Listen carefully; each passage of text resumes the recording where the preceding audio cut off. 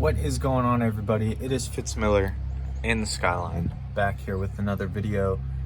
This is part 3 of the coilover and camber video series. I guess installation is done, so I don't want to call it installation. But where we left off last night, if you guys have not seen part 2, go check that out for sure. And if you haven't seen part 1 or the opening of all this stuff, go check those videos out. Basically where we left off last night, everything was in, the rears were tight, but the rear coilovers are way too low, first of all. And in the front, we didn't have wrenches the first day in the part 1 video. So I gotta tighten the camber and then tighten the front left coil, and then we should be good to go. So the goal for this video is to see if I can take this thing around the block. That's gonna be about it. But right now I'm adjusting this coilover.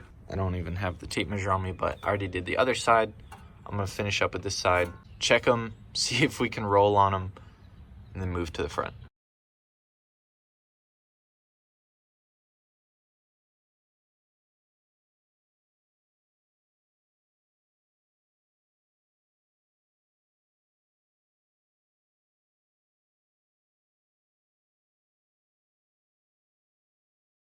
Alright, so I got the height adjusted on both sides. I think it's like 90 millimeters, 9 centimeters, whatever. Time to put this wheel on, put it on the ground, and see where we're at.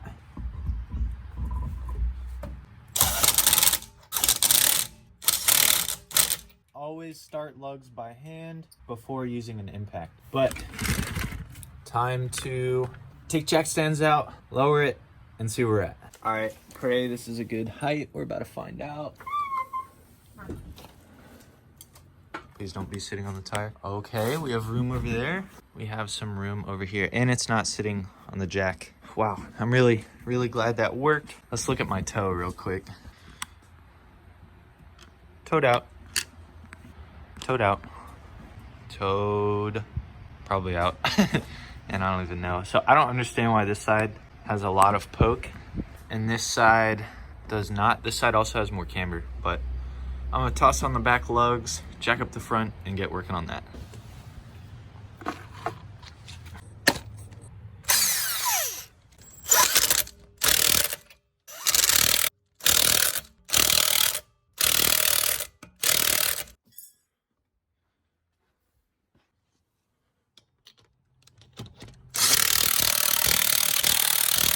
Hello. Come here. Come here, you wanna say hi to everybody? All right.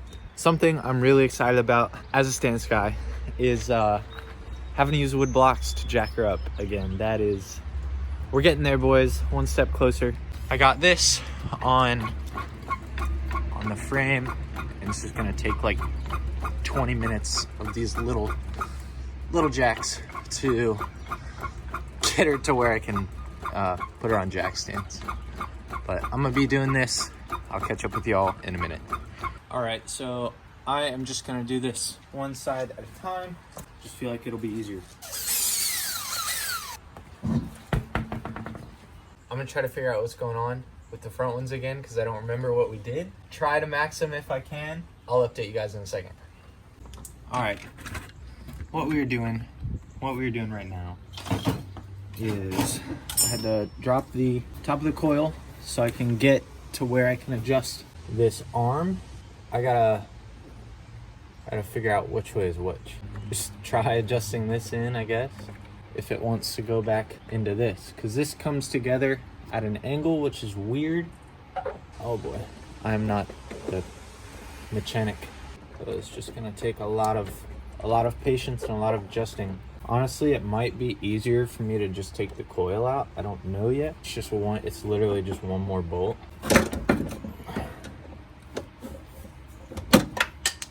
Oh boy. All right.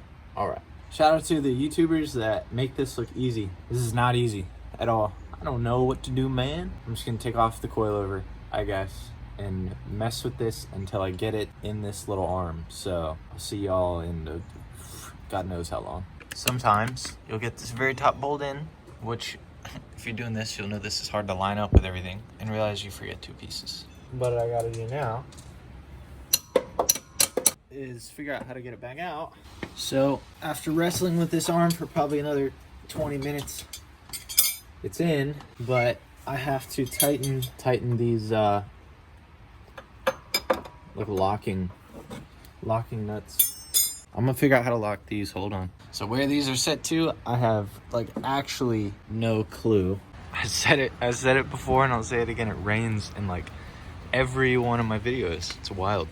So I've not lowered this down yet. It's probably like plus 8 degrees camber right now, but I'm gonna learn my lesson from this side and only tighten the coil on the other side and lower it. Well, tighten the coil and tighten the camber if it's loose, which I'm pretty sure it is. But we're not taking all of it apart and out again today. I will find a way to tighten it with it on the car. So let's get into that side. That side has a lot more thread out, so we will see what it looks like. Not too bad using the phone as a way to see the jack point. Better eat some pizza rolls. See what I want to do about this. I also have a paper to write, unfortunately, but I'll get to that later.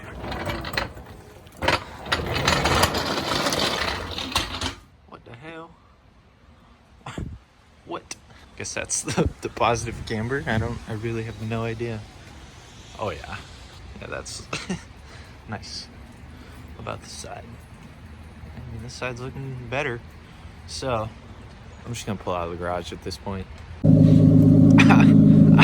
don't even want to drive it. I'm not even gonna drive it. We have like 2 wheels out of the 4 that are remotely close.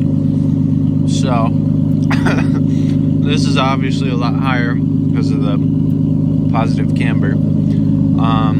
This wheel is I'm probably at like 1 degree. This one is towed out, and the ride height is just destroyed because of the front right, and then this one is like where I had it. So, and it's towed in. So it's time for me to go order more parts, pull this in the garage, write my paper, come back to it in like a week or something. So hopefully by the time this video goes up, I'll have those parts in. I still got to figure out what I need. GK lowers, GK front lowers, GK rear uppers. I'm just gonna send it and get all the camber parts, because why not? Man, definitely a build process. I said this last video, definitely a build process. So this is it's been Fitz Miller in the Skyline, back here with kind of a more pointless video. It rolls, but we'll see you guys in the